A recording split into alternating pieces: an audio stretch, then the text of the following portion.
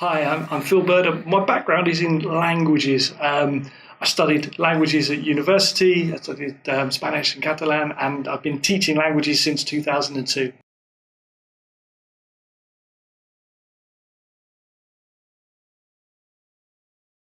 So my involvement with Hodder's IGCSE materials has been to prepare some teacher's notes which have got advice for how to support learners who don't have English as a first language when they're studying IGCSE.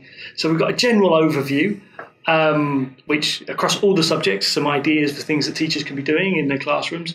But then we look at each subject. We look at the language of the subject. We look at the specialist language and the sort of semi-specialist language that perhaps you might.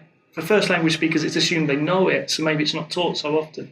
But for a second language speaker, they might not have this basis of language.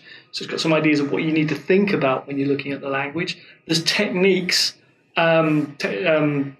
for teachers to teach new language and techniques for learners to study it and to keep repeating it.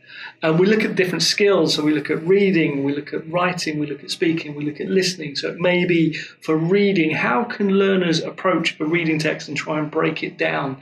As well as the language knowledge, which is really important, we know, what are the other skills they can use to help them get in and to access it, and what they need to be looking at how to use it in a critical way.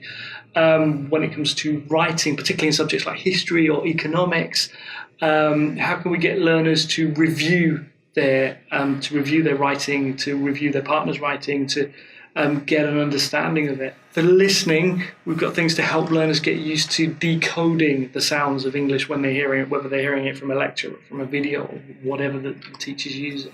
We looked at some strategies for how people can speak in class and how they can be supported to speak in class and to build up the confidence to be able to do so. We've also produced a set of language development activities, which are ideas that teachers can use in their classroom, which might be about revising vocabulary. It might be about looking at the precision of vocabulary, so comparing really similar terms to see which is one that learners really should be using.